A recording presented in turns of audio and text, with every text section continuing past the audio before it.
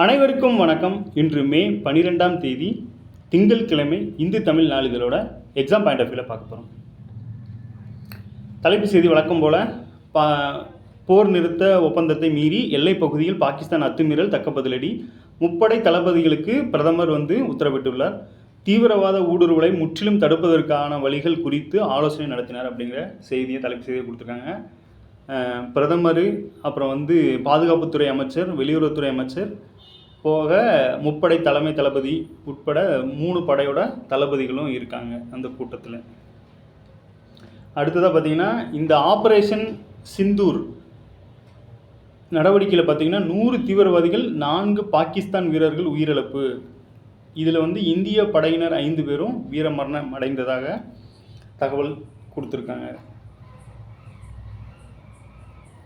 அடுத்ததாக இன்றைக்கி அன்னையர் தினமாக நேற்றைய தினம் இன்றைக்கி செவிலியர் தினம், நேற்றைய தினம் அன்னையர் தினம். ஸோ அதுக்கு தலைவர்கள்லாம் வாழ்த்து தெரிவிச்சிருந்தாங்க.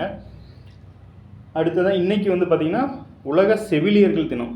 இந்த நைட்டிங்கல்னு சொல்லப்படுற அந்த அவங்களோட பிறந்த தினத்தை தான் செவிலியர் தினமாக கொண்டாடிட்டு இருக்காங்க. ஸோ அது நாளைக்கு செய்தியில் கூட வரலாம். அடுத்ததாக 4வது பக்கத்தில் பார்த்திங்கன்னா ஆர்டிஇ பற்றி கொடுத்துருப்பாங்க. இது வழக்கமாகவே இந்த ஒரு வாரமாக இந்த நியூஸ் பார்த்துட்டு வருவீங்க. இதில் அந்த 25% இடஒதுக்கீடு மட்டும்தான் பார்த்து கொடுத்துட்டு இருந்திருப்பாங்க. ஆனால் பாருங்கள், இன்றைக்கி வருஷம் அது என்ன ஆக்டு, அது எப்படி கொடுக்குறாங்க எல்லாமே டீட்டெயில்டாக கொடுத்துட்டாங்க.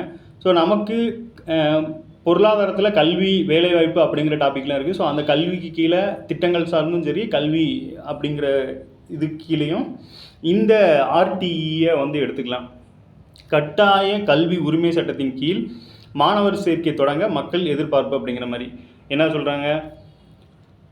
இலவச மற்றும் கட்டாய உரிமை சட்டம் 2009 கீழ் வாய்ப்பு மறுக்கப்பட்ட நலிவடைந்த பிரிவினரின் குழந்தைகளுக்கு தமிழகம் முழுவதும் உள்ள சிறுபான்மையினர் பள்ளி தவிர பிற தனியார் பள்ளிகளில் 25% இடஒதுக்கீட்டில் மாணவர் சேர்க்கை அளிக்கப்பட்டு வருகிறது. அந்த வகையில் தமிழ்நாடு முழுவதும் 8000க்கும் மேற்பட்ட தனியார் பள்ளிகளில் 1.10 லட்சம் இடங்கள் உள்ளன.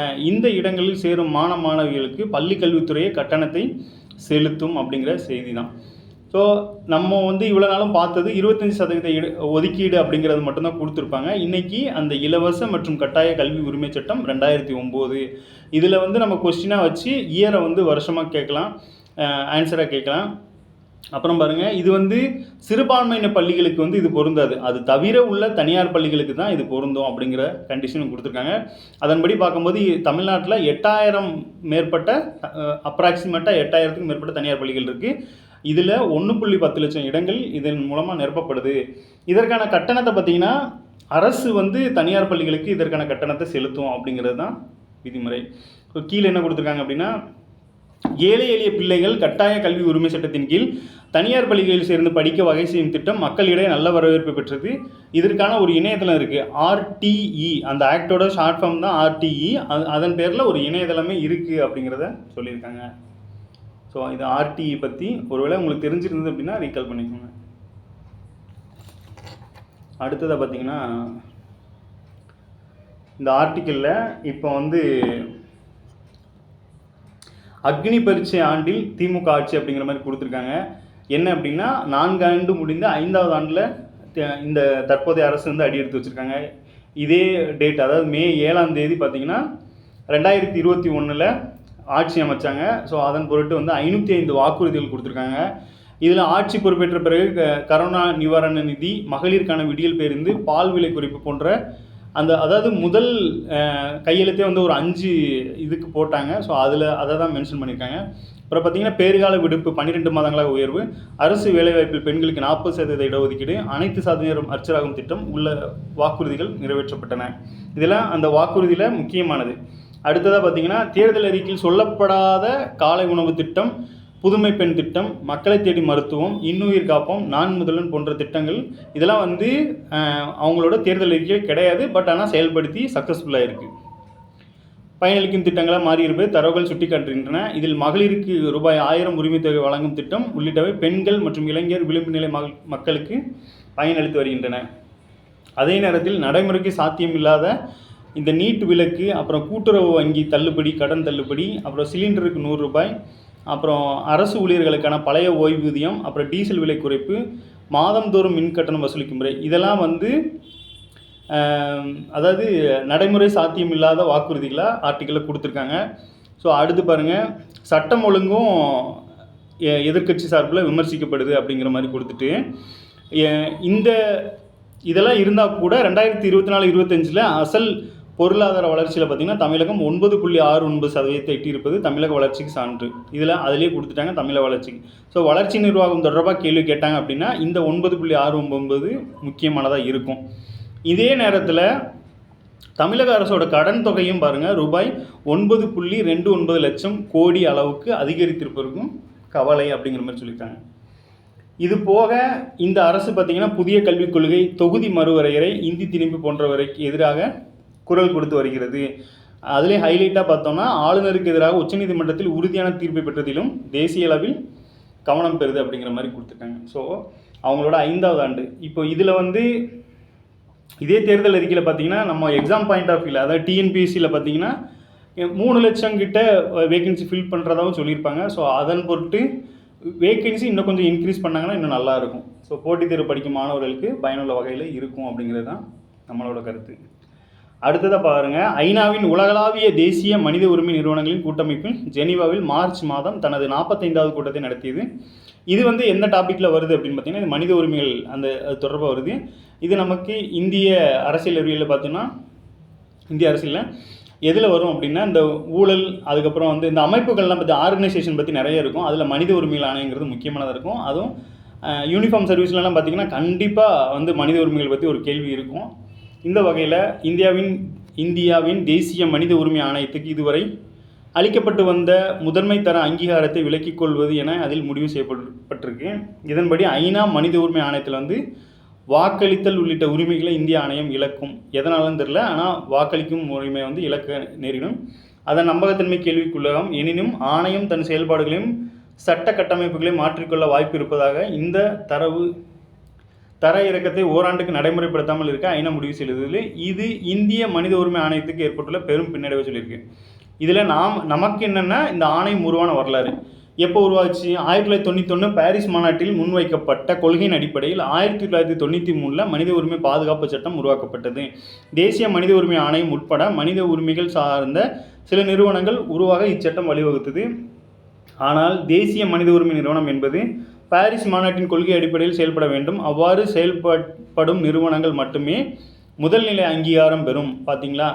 ஸோ அதன்படி செயல்படாததுனால நம்ம வந்து முதல் நிலை அங்கீகாரத்தை இழக்க நேரிடுது அப்படிங்கிற மாதிரி சொல்லியிருக்காங்க. ஸோ பாதி அளவு மட்டுமே இந்த கொள்கையை நடைமுறைப்படுத்தும் நிறுவனங்கள் 2ஆம் தரத்துக்கு தள்ளப்படும். 1993 முதல் தரத்துடன் இருந்த இந்தியாவின் தேசிய மனித உரிமை ஆணையம் அதன் தரத்தை தற்போது இழந்துள்ளது அப்படிங்கிற மாதிரி சொல்லியிருக்காங்க. இதில் நமக்கு முக்கியமான வருடம் பார்த்திங்கன்னா 1993 அப்படிங்கிறது தான். என்ன மனித உரிமை ஆணையம் இந்தியாவில் உருவாக்கப்பட்டது, எதனால் உருவாகிருக்குன்னு பார்த்தீங்கன்னா அது 91 பாரிஸ் மாநாட்டின் படி தான் உருவாகிருக்கு. இப்போ தரம் ஏன் இறங்கியிருக்கு அப்படின்னா அந்த பாரிஸ் மாநாட்டோட அந்த விதிகள் படி நம்ம செயல்பட்டால் தான் அது முதல் தரத்தில் வச்சுருப்பாங்க. ஸோ அதன்படி செயல்படாமல் நம்ம பாதிக்கு பாதி செயல்பட்டால் கூட அந்த முதல் தரத்துலேருந்து 2ஆம் தரத்துக்கு கொண்டு போயிடுவாங்க அப்படின்னு சொல்லி இந்த ஆர்டிக்கில் கொடுத்துருக்காங்க. நம்ம இது எக்ஸாம் பாயிண்ட் ஆஃப் வியூவில் 1993 மட்டும் ஞாபகம் வச்சுக்கோங்க. அடுத்து எண் எழுத்தில் என்ன கொடுத்துருக்காங்கன்னா தமிழ்நாடு வந்து பார்த்திங்கன்னா இப்போ தற்போது 10,000 மெகாவாட் அளவுக்கு சூரிய எரிசக்தி உற்பத்தி திறனை கொண்டுள்ள தமிழ்நாடு பசுமை எரிசக்தி கழகம் தெரிவித்துள்ளது. 2030 பார்த்திங்கன்னா 50,000 மெகாவாட்டாக உயர்த்த இலக்கு நிர்ணயிக்கப்பட்டுள்ளது. ரெண்டே விஷயம், தமிழ்நாடு சமீபத்தில் எவ்வளோ மெகாவாட் அளவுக்கு சூரிய எரிசக்தி திறனை கொண்டுள்ளதாக இருக்குது அப்படின்னா 10,000 மெகாவாட். இதிலேயே 10,000 மெகாவாட்டு ஜிகாவாட்டுன்னு மாற்றி கொடுப்பாங்க. ஸோ மெகாவாட் MW அப்படின்னு ஞாபகம் வச்சுக்கோங்க. அதே மாதிரி 2030 இலக்கு வந்து பார்த்திங்கன்னா 2030. இப்போ ஷார்ட் டைம் இலக்குன்னு பார்த்தோன்னா 2030 இருக்கும். லாங் டைம் இலக்குன்னு பார்த்தோன்னா 2047 அந்த மாதிரி வச்சுருப்பாங்க. ஸோ அப்படி பார்க்கும்போது 2030 50,000 மெகாவாட் வந்து அப்போ பாருங்கள் இதை விட 4 மடங்கு மேலே அதிகரிக்கிற மாதிரி பிளான் பண்ணியிருக்காங்க. ஸோ வருங்காலங்களில் பார்க்கலாம். அடுத்ததாக பார்த்தோன்னா இந்த புதிய போப்பாண்டவர் நேத்திக்கு செய்தியில் ஏற்கனவே பார்த்தோம். புதிய போப்பாண்டவராக ராபர்ட் பிரான்சிஸ் ஃப்ரீவாஸ்ட் அப்படிங்கிறவர் 14ஆம் லியோ ஆக தேர்வு செய்யப்பட்டிருக்காரு. அடுத்ததான் பார்த்தோன்னா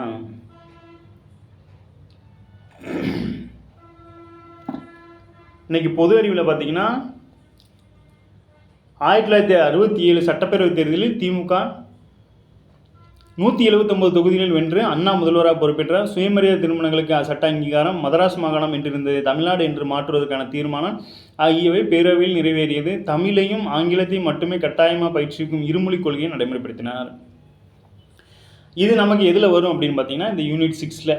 ஸோ தமிழ்நாடு வரலாறு மற்றும் பண்பாடு, அதன் தொடர்ச்சியாக வரும்போது இந்த நீதி கட்சி, திராவிட முன்னேற்ற கழகம், இந்த மாதிரி இதெல்லாம் கட்சி சார்ந்து வரும்போது இது சார்ந்த கேள்விகளும் கேட்கலாம். இப்போ அவங்களோட அந்த 67 முதல்ல 65ல் இந்திய எதிர்ப்பு வந்து அதிகமாக இருக்கும். ஸோ அதன் விளைவாக அப்படியே பின்னாட்களில் வந்து 67ல் 179 தொகுதிகளில் வந்து டிஎம்கே வந்து ஜெயிச்சிருப்பாங்க. ஸோ அண்ணா வந்து முதல்வராக பொறுப்பேற்றிருப்பாங்க. சுயமரியாதை திருமணங்களுக்கு சட்ட அங்கீகாரம் வழங்கியிருக்காங்க. அப்புறம் மதராஸ் மாகாணம் என்று இருந்ததை தமிழ்நாடுன்னு மாற்றினது 69ல் அந்த பிப்ரவரி மாதம் மாற்றிருப்பாங்க. அதை கூட டேட்டு இதெல்லாம் ப்ரீவியஸ் இயரில் கேட்டிருக்காங்க. அடுத்து பார்த்திங்கன்னா தமிழ் ஆங்கிலத்தை இருமொழிக் கொள்கை, இப்போ மும்மொழிக் கொள்கைன்னு பேசப்பட்டு வர நிலைமையில் இருமொழிக் கொள்கை அப்பையே நடைமுறைப்படுத்திருக்காங்க அறிஞர் அண்ணா அவர்கள். ஸோ அண்ணாவை பற்றி தான் கொடுத்துருக்காங்க. நமக்கு இந்த நீதி கட்சி சார்ந்து அதன் பின்னால் வந்த அரசுகள் பற்றி கேட்கும்போது இது வந்து கொஸ்டினாகவே இருக்க வாய்ப்பு இருக்குது. ஸோ இது கரண்ட் அஃபேர் இல்லாட்டியும் கூட யூனிட் 6ல் சிலபஸ் படி எடுத்துக்கோங்க. அடுத்ததாக பாருங்கள், தமிழ்நாடு அரசு வளர்ச்சி நிர்வாகம் பற்றி இதில் கொஞ்சம் பார்த்துரும். தலைப்பு என்ன கொடுத்துருக்காங்க, 900 தொழில் புரிந்துணர்வு ஒப்பந்தங்களுடன் ஏற்றுமதி, உயர்கல்வி சேர்க்கை, வேலைவாய்ப்பில் தமிழகம் முதலிடம். அரசு வெளியிட்ட அறிக்கையில் பெருமிதம் அப்படிங்கிற மாதிரி சொல்லியிருக்காங்க. என்ன சொல்லியிருக்காங்க அப்படின்னா 2024-25 $52.07 பில்லியன் அமெரிக்கன் டாலர் பார்த்திங்கன்னா அளவுக்கு 2 மடங்காக உயர்ந்து சாதனை படைச்சிருக்கு. மின்னணு பொருட்கள் ஏற்றுமதியில் பார்த்திங்கன்னா மகாராஷ்டிரா, உத்தரப்பிரதேசம், கர்நாடகா ஆகிய மாநிலங்களை விட அதிகமாக $14.65 பில்லியன் மதிப்பை மின்னணு பொருட்களை ஏற்றுமதி செய்து ஸோ இந்தியாவின் முதலிடம் என்னும் பெருமையை பெற்றுள்ளது தமிழகம். ஏற்றுமதி, மின்னணு பொருட்கள் ஏற்றுமதியில் தமிழகம் வந்து முதலிடம் பெற்றிருக்காங்க. அடுத்ததாக முதன்மை மாநிலமாக திகழ்கிற திட்டங்கள் பாருங்கள், மக்களை தேடி மருத்துவம் திட்டம், இல்லம் தேடி கல்வி திட்டம், நான் முதல்வன் திட்டம், கலைஞர் கனவு இல்லம் திட்டம் முதலான புரட்சிகர திட்டங்களை தமிழக அரசு முதல் மாநிலமாக திகழ்கிறது. உயர்கல்வி சேர்க்கையில் பார்த்திங்கன்னா விகிதம் தேசிய அளவில் 26% இருக்குது. ஆனால் நம்ம மாநில அளவில் பார்த்திங்கன்னா 51.3% இருக்குது. இந்த தரவுலாம் பார்த்தீங்க அப்படின்னா நீங்கள் ஒரு கொஸ்டினாக கேட்டாங்க அப்படின்னா நீங்கள் ஈஸியாக அடிச்சிருவீங்க தமிழ்நாடு ஃபஸ்ட்டு அப்படின்ட்டு. ஆனால் புள்ளி உரத்தோட கூற்று காரணங்களை கேட்டாங்க அப்படின்னா கொஞ்சம் புள்ளி உரம் மட்டும் நோட் பண்ணி வச்சுக்கோங்க. 51.3% உயர்கல்வி சேர்க்கையில். இதே லெவலில் தேசிய அளவில் பார்த்தோன்னா 26% தான் இருக்காங்க. ஸோ தேசிய சராசரியோட நம்ம இப்போயுமே முன்னணியில் தான் இருக்கோம் அப்படிங்கிறத தெரிஞ்சுக்கலாம். அடுத்து வந்து பார்த்திங்கன்னா அந்த பொருளாதார வளர்ச்சியில் பார்த்திங்கன்னா 9.69%. இது வந்து சமீபத்தில் வர்ற எக்ஸாம்ஸில் இந்த புள்ளி உரத்தை எதிர்பார்க்கலாம். அது போக பாருங்கள், ஏற்றுமதி தயார் நிலை, தோல் பொருட்கள் மற்றும் ஜவுளி ஏற்றுமதியில் இந்தியாவில் தமிழகம் முதலிடம். புத்தாக்க தொழில்கள் தரவரிசையில் பார்த்திங்கன்னா 2022 முதலிடம் பிடிச்சிருந்துருக்காங்க.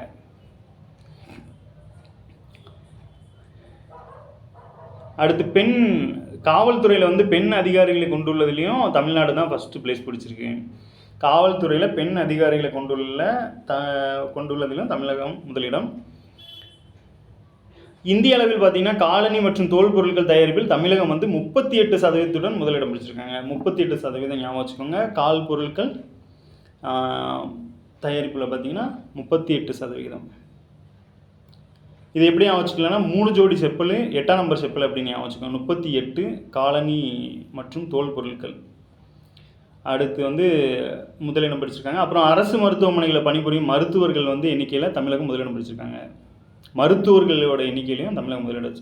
அப்புறம் பாருங்கள், அதிக எண்ணிக்கையில் சதுப்பு நிலங்கள் கொண்டுள்ள நிறைய கவுண்டிங்கில் பார்த்தோம்னா சதுப்பு நிலங்கள் வந்து தமிழ்நாட்டில் தான் இருக்குது. வறுமை ஒழிப்பிலும் தொழிற்சாலை மற்றும் தொழிலாளர்கள் எண்ணிக்கையிலும் முதலிடத்தில் உள்ளது. குறிப்பாக பெண் தொழிலாளர்கள் எண்ணிக்கையில் தமிழகம் முதலிடம் உள்ளது. அதிக தொழிற்சாலைகள் கொண்டுள்ளதில் தமிழகம் முன்னணி மாநிலமாக இருக்குது. உலகளாவிய திறன் மையங்களில் மும்பை, பூனே, ஹைதராபாத், பெங்களூரு முதலான நகரங்களை விட சென்னை 24.5% வளர்ச்சியுடன் 94,121 திறன் மையங்கள் கொண்டுள்ள இந்தியாவில் தமிழகம் முதலிடம் வைக்கிறது.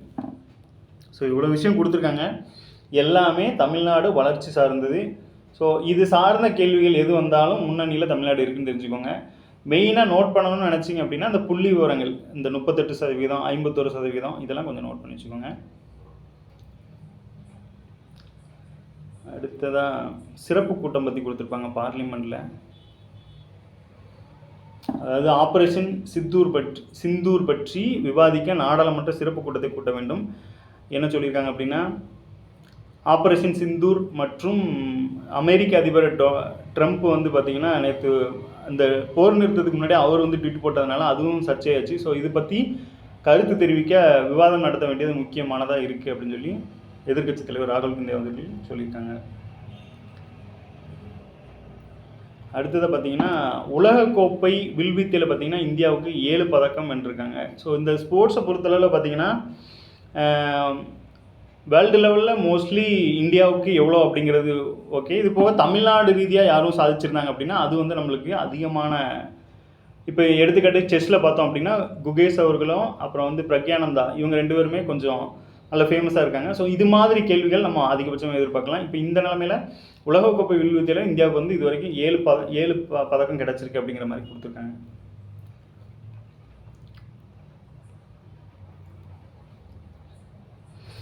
உத்தரப்பிரதேசில் பார்த்தீங்கன்னா இந்த பிரம்மோஸ் ஏவுகணை தொழிற்சாலை மத்திய அமைச்சர் வந்து திறந்து வச்சுருக்காங்க. இது ஒரு முக்கியமான செய்தி. என்ன அப்படின்னா, பிரம்மோஸுங்கிறது இந்தியாவோட ஏவுகணைகளில் ஒரு முக்கியமான ஏவுகணை.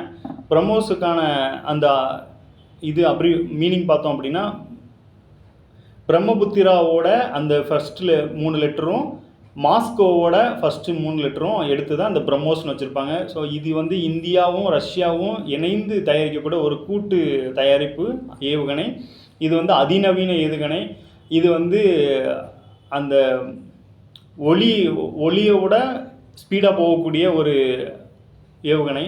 இது மாதிரி இதுக்கு வந்து பல சிறப்பு அம்சங்கள் இருக்கிற நிலமையில் இந்த உத்தரப்பிரதேசத்தோட லக்னோவில் பார்த்திங்கன்னா இது தயாரிக்கிறதுக்கான தொழிற்சாலையை வந்து திறந்து வச்சுருக்காங்க.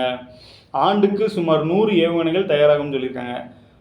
ஒருங்கிணைந்த சோதனை மையத்தையும், அதாவது இது தயாரிக்கிறது மற்றும் சோதனையும் அங்கேயே நடத்துகிறாங்க.